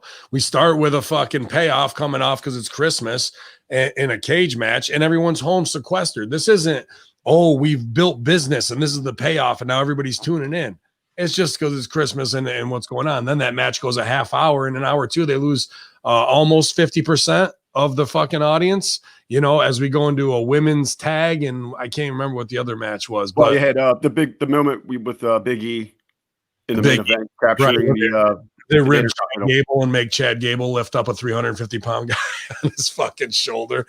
That fucking made me laugh. But yeah, the Big E stuff, of course he's good and can do it. But have they built Big E at all? A storyline since they broke him off with New Day? He's just doing like maniacal laughing in the Street Profits' faces and shit like that. That was what the build was. And now all of a sudden we're going to have a guy that everyone does love just be champ out of nowhere, and we'll do the Bret Hart thing to go off the air. It'll be reminiscent, and that's that. Well, you better find some bigger teeth for Big E to get over as a babyface. Who's going to get heat on Big E that's believable heat? You're going to have to hit that motherfucker with a bread truck in order to fucking get heat on Big E, you know? So I think there is.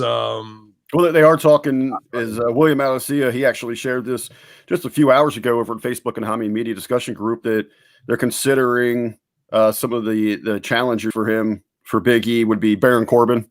Yeah. A returning Seth Rollins. Yeah, I don't necessarily believe that. Yeah, we've also seen over there from Hot Willie is that Moxley's leaving WWE to get with Rollins to come back and fucking go at his name is Stevie Richards. No, you are my tribal chief. You know, so we'll see which way they go, but all that's just a band-aid on a broken leg. And Baron Corbin is now with the guys from Forgotten Sons. We still don't even know what the fuck that group is. So now you're going to have an unestablished heel group that he wanted to be like a mob figure, and that's not for him. You know what I mean? A little bit of whatever they're going to do. It's better than House Lannister or whatever. So I'll go with that way. But, you know, is there any real heat in that of a weird not mafia with 2 reject dudes who are from a gimmick that was even better than this to get heat on Big E? None of that's going to make sense. Big E, does he need to just move as far away from the New Day shtick as possible at this point? I mean, he's thought they're wearing the same gear, the mannerisms. I mean, should this be a time to reinvent himself? I don't know. If he's a big baby face, he can just be goofy and funny like that. But we need a monster heel.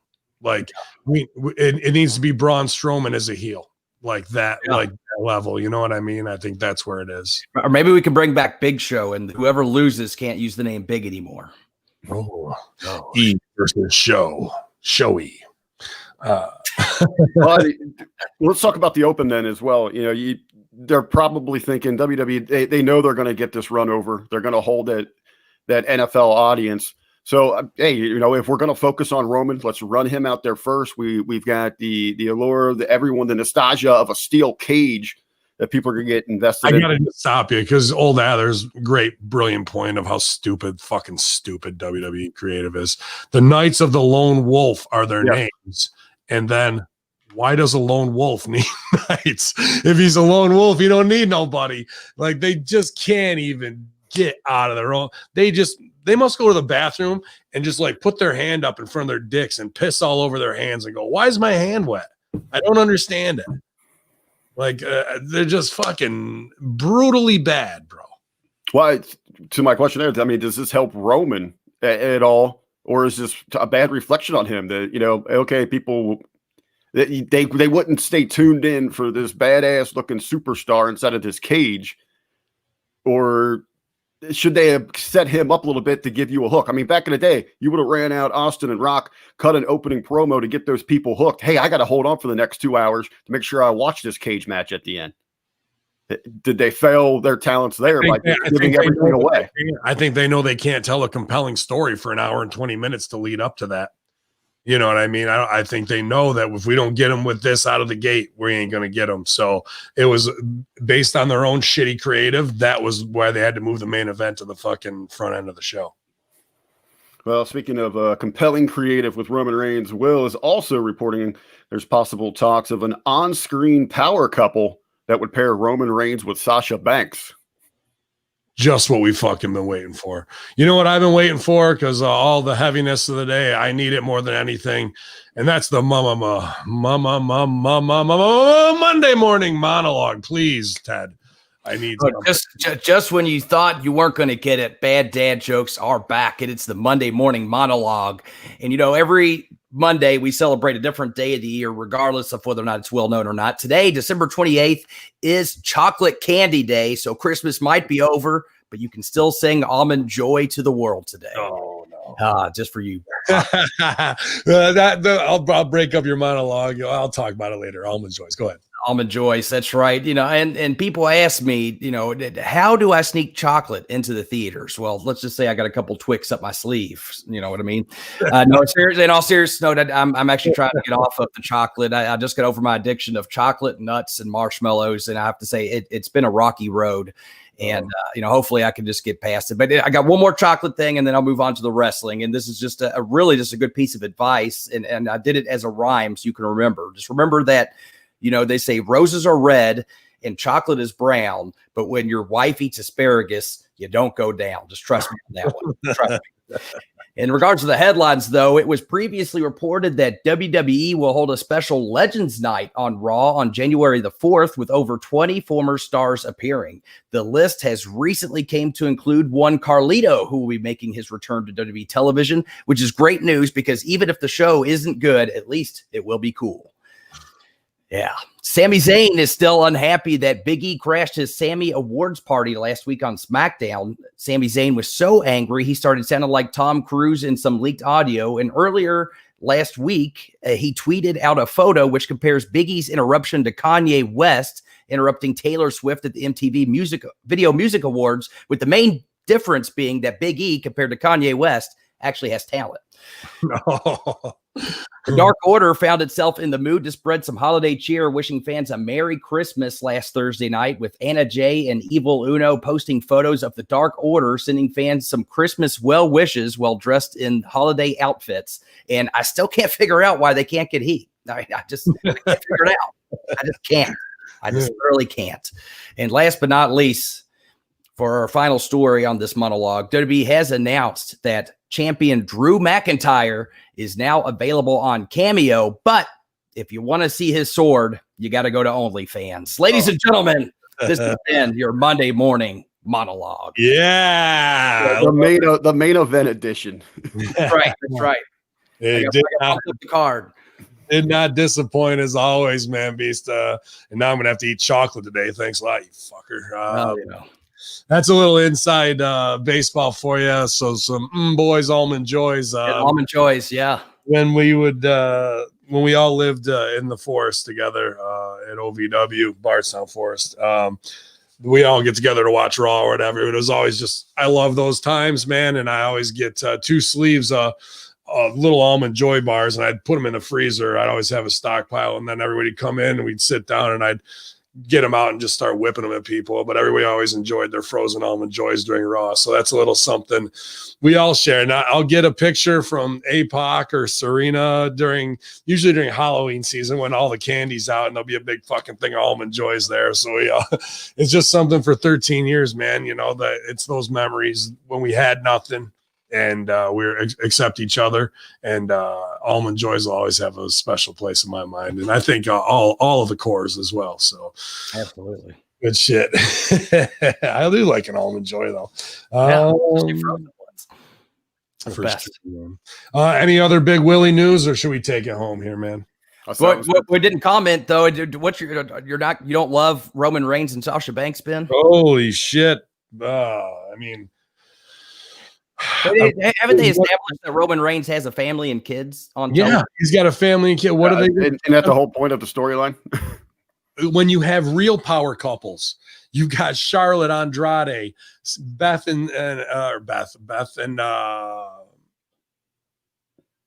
Which one are you thinking of?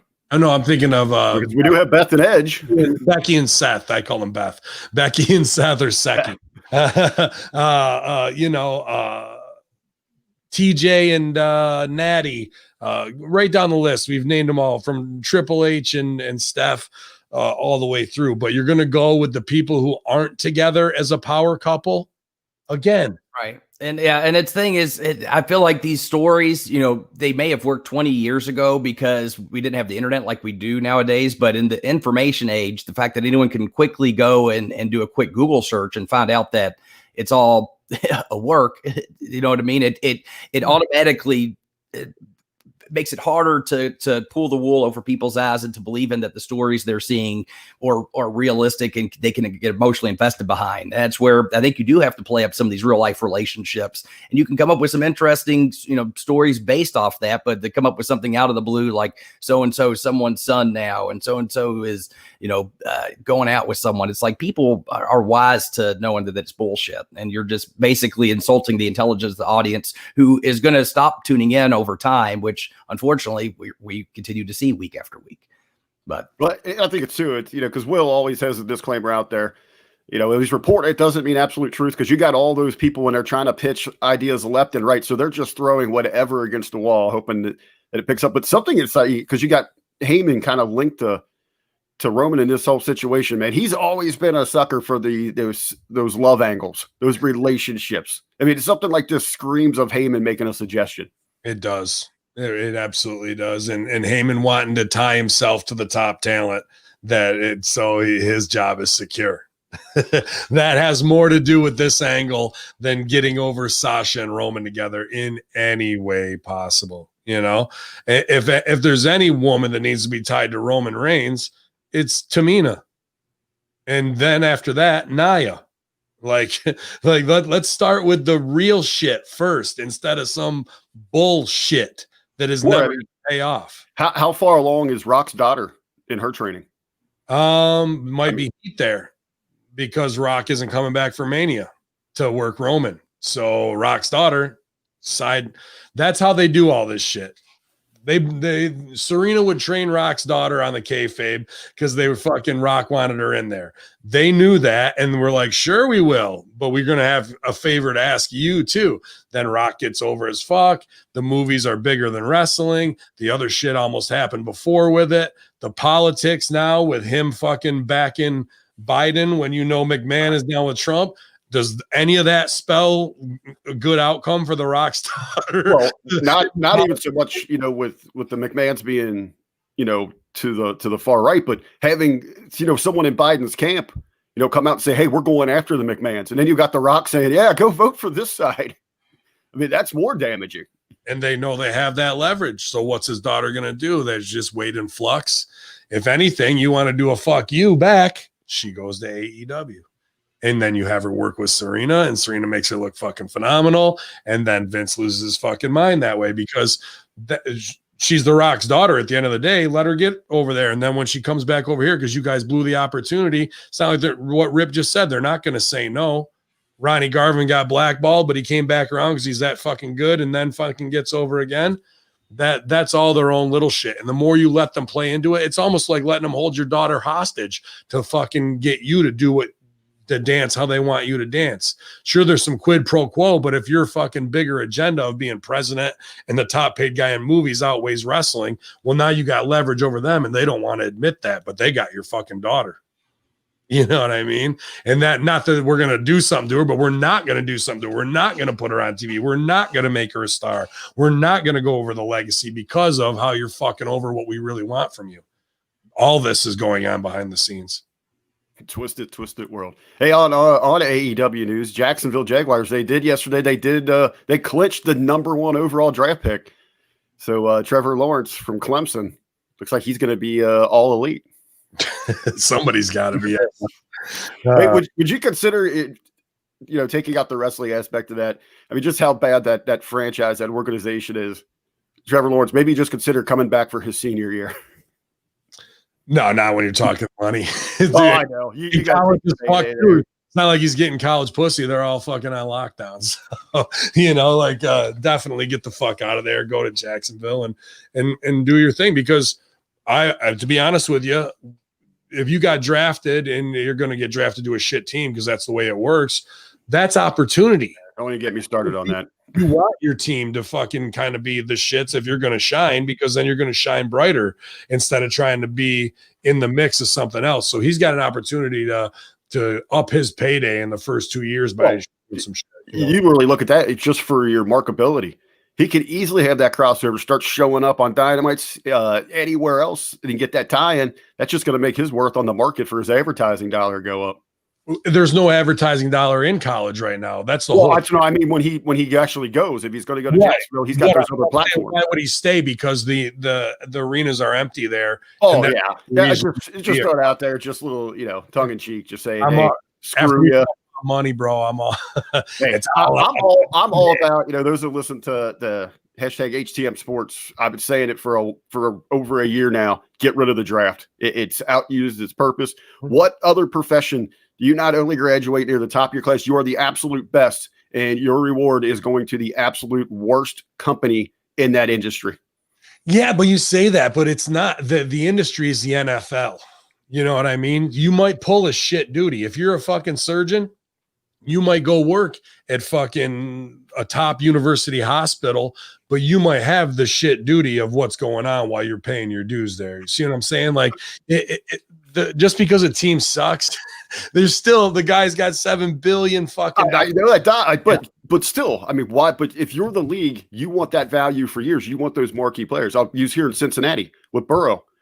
I feel bad for that guy. I think he's still buried where the league could have been utilizing him for 10 plus years here. I feel so bad for everybody in the NFL. I know. It comes down to that dollar. If you take the dollar out, but you can maximize that. You can make more money than that first contract. And they have got a system in place where you're not going to load up like you see the Yankees or the Red Sox. I just think they should have an open market where franchises are forced to create desirable workplaces instead of relying on, hey, we suck for a decade, so we get 10 of the best players and ruin them over that point. You're going to play the money ball side, or you're going to get the fucking best players at the low end of the spectrum and fucking bring in the coaches and whatnot to build around them. I think the build of the franchise is the same of any baby face that you want to, or heel team that you want to be that way. It's how you market it in the smart way of doing things. And if the office doesn't have a vision, that's on them and not the fucking what this fucking kid should do, this, that, or the other, because he can throw a ball. He's nothing more than a pawn. There's 20 people on the WWE roster who are fucking awesome, but you look at Cesaro. What are you gonna fucking do with him? You know what I mean? There's a guy who could be your world champ in a franchise level, but he's fucking playing for the Jags. There you go. Absolutely. I mean, I guess you got to have your duds in there. That's how it goes, man. Beast, you're awful quiet over there. I'm just listening. When it comes to sports, I don't have nearly as much insider knowledge as you guys do. So I'm just laying out. I guess what I did have a run here before we get out of here, before I let you take it home here, Ben. Real quick for you gentlemen. We're getting ready. This is our last show of 2020 here in the Monday locker room. So we'll be back turning the page for 2021. Going into the new year, do you guys have any pro wrestling resolutions, things that you'd like to accomplish as we hopefully get back to business on the indie level in the next year? Well, obviously, in the next year, hope to officially launch Dream Pro. We got held back because of the COVID pandemic. We're supposed to launch in January, but right now we're kind of in limbo. But once things are able to open back up, then by the end of 2021, hopefully we're up and running and building off of the success of our first few shows and continuing to go from there. And other than that, I plan, as everyone always does, it seems like at the end of the year, have fitness goals, but really going to try to hit it hard at the beginning of the year, build those good habits. And, otherwise just ready to hit 2021 full speed ahead with everything we're doing here and personal goals. And, I'm excited for opportunities and things we have coming down the pipeline. Ben. Wrestling goals wise, to be back out performing again. I've got some big match ideas and big business that I want to do in Canada. So hopefully we get the chance to do that. I also am looking to take an exhibition boxing match, shoot fight. So I'm working on that as well. And I've been working on my hands a lot this year. So I'm anxious to see how that plays out. If I end up getting knocked out, or if I end up knocking somebody out or getting blown up in the ring, that I can guarantee that'll happen. I need to start working out with a mouthpiece, and that's one thing. And to be a WWE head writer, to take over this business. To be honest with you, I keep getting close, and the opportunity, and we're on the radar, and whatever it is with Vince McMahon reaching out to Vince Russo at midnight, sending him scripts in an email for Roman Reigns that there's no reason why he's sending it to break the ice in some weird passive aggressive way, from a 1.4 rating to Russo reaching back out to him, to Shane reaching out to Russo, to something. The dam has to break sooner or later. And I'm just going to keep applying that pressure, man, and doing what I do, because as time goes on and on, those who are blackballed and telling the truth are vindicated by what goes on TV. And there has to be a time where they will be broken down, whether it's when they hit 1 million or what have you, that they have to acknowledge, and they have to put us in that spot. So Hamin Media Group's been growing exponentially, and with Russo brand, I'm super thankful for it. And there's opportunities for all the Hamin Media Group producers possibly in the next 6 months to be working with other top talent as well on things I'm working on that way. But that's more for the brand style. But I really just want to be back in the ring performing. I do miss it brutally, because this spring was supposed to be my biggest year yet. I'd really gotten to the point where I was booked every weekend between Canada, New York, Chicago, or going to Louisville or Ohio and Pennsylvania, actually, and Jersey, and all those got wiped out. I was going to do the ECW Just Incredible franchise thing and host that, and that got pushed. Like a lot of things, man. So it's about getting my weekend schedule refilled with live performance, because that's what really fuels me in this shit, man. So looking forward to seeing both in the ring, both in action, with all the business adventures you have going on. Yeah, man, I hope so too. But to be honest with you, I don't see it happening. I see the 2CW show in June that's being rescheduled. Till then being canceled again. I don't see any of this shit fucking working it out, especially when we just took this cocksucker sign that $600 fucking payoff. You know, we're sold out. It's only going to get worse, to be honest with you. I hate to say that on a show where we're trying to honor Brodie Lee, but come January 1, 2021, I see no future hope or light, dude, to be honest with you. Not that a $2,000 payoff would have done that, but winter is here and people have huge debts already. $600 is a slap in the face and hush money and a fuck you from the Masters, bro. That's crumbs. You know, that's crumbs while they're fucking dining on filet mignon. So you could just move to Pakistan and have trouble figuring out if you stand or sit the piss, and you'll be all right. I'll be ready to go, clocking it in. I mean, even though I saw the Pittsburgh Penguins got $4.2 million in PPP loans, bro, for bailout. Are you fucking kidding me? Pro fucking sports is people are fucking dying, losing their homes. When I see things like that, go back to the original Ben Hamin fucking quote from Obama. There is no hope. Hope and change? No, there is no hope. There's only action for us to make our lives better. So hopefully we can do it as a group together here. Hamin Media Group, Russo brand. We all want to, we did have a good year, but it's because we were set up to pivot, and it's because we came together and supported each other. So hopefully you guys are enjoying that, and you can do some of that yourself, man, whether it's Patreon, Twitch, Discord, Hamin Media Discussion Group on Facebook, Twitter. You know where to get at us, you guys, and we appreciate you. Man Beast, what's the word for today, brother? Well, I hope everyone has a good new year. Have fun, but be safe. And, of course, I'm going to be making my old lady squat till that ball drops. So, I'll be doing that. And, other than that, just getting ready for, a change of pace. Like I said, planning on picking things up in the gym and hitting the ground running. And like you said, it hasn't been an ideal year, but at least we've pivoted and have some good stuff coming down the pipeline, so to speak. And either way, regardless, I've granted, like you, I hope everything opens up sooner rather than later, but I'm not optimistic that is going to be the case. I'm like you, I'm more skeptical that it's not going to happen. But either way, I'm going to take advantage of opportunities as they come, and we're going to make 2021 our year, regardless of circumstances or not. And I encourage anyone listening right now to feel the same way. It's your opportunity to make something out of each day that we get. So continue to fight for your dreams, live each day to the best of your abilities, and don't give any reason at the end of everything to look back and say, I wish I would have, because now's the time to do it. And like we talked about earlier, life is so fleeting. Take an opportunity today to call a friend, maybe someone you haven't talked to in a while, maybe someone that, just needs to hear what's up from you, that, might be, having a harder time this time of year, or just someone that you haven't caught up with and just want to shoot the shit for a little bit. Call them up and say what's up, and reach out to a friend today. And that's my homework for you. Doctor's orders. Love it. I love that prescription. I love it. Shit, I had something else I had to ask you too, but I forgot what it is. Hopefully it'll come back around.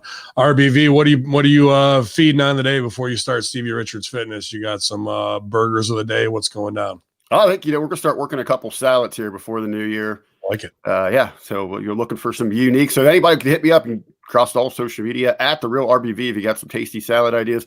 Hey, we got something special coming up here from the Hamin Media Group later this week as voting continues in our best of for 2020.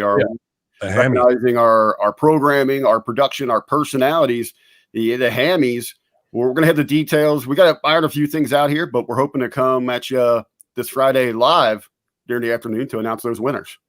Oh, I'm pumped about it. I voted again last night on my phone for all my favorite personalities. I also had a great time. What I wanted to say, it's on my YouTube. It should have been on Hamin Media Group. Maybe we can just download it. I'll upload it there too. But Man Beast and I did another Hamin's holiday happy hour this time, schmoozing and boozing. Checked out some two new whiskeys each, and it was a good time, man. Little extra recording. So if you guys are into the the liquor side of things, as we're trying to do more reaction videos. AA Andreessen sent the bits on Patreon, or the cheers or whatever it is on Patreon, the tears, I guess, for the new Demolition Squad. And I got a nice bottle of Larceny for that. So I wanted to thank him for sponsoring that. Beast got some nice stuff. And then Triple D gave me a nice bottle of Midwinter's Dram rye blend whiskey, and Beast had some of that. Very hard to come by. So special thanks to Triple D and AA Andreessen and the wives for supplying us with the brown liquor so we could have some holiday cheer together, man. I really enjoy doing those shows, and I can't wait to do some more. Absolutely. But at the end of the day, thankful for all of my staff. At the end of the year, at the end of my life, who knows? Thankful for all my staff here at Hamin Media Group. This group effort is unbelievable in what we've been able to accomplish in the last year. And I can't wait to see what these new opportunities breed for us all. It's definitely going to be a lot of work, but the payoff of it and what we're building to is more than I can even imagine right now. So thank you to all the subscribers, listeners, Twitter squad, all the propaganda artists, all the interactors for everything you guys do, keeping this brand viable. And at the end of the day, all of my love and complete respect to John Huber and his family, Brodie Lee, whatever you want to call him, Luke Harper, man, a truly tragic loss. And all we can do is go out there and try and do our best to honor his memory in the ring and make a moment for the fans that he can't. And I know I'm going to do that. I know a lot of my 2CW and Upstate brothers are going to do the same. So we're thinking about you guys. You're feeling this kind of loss, or anybody else in your life during this holiday season who may be gone. Know that Hamin Media Group's got your back. So, y'all, on behalf of RBV, Dr. Bedhead Ted himself, it's the $600 sellout. Hacker Hamin Infidels, the Monday Locker Room. Keep it strong. Let's do this 2021. Y'all.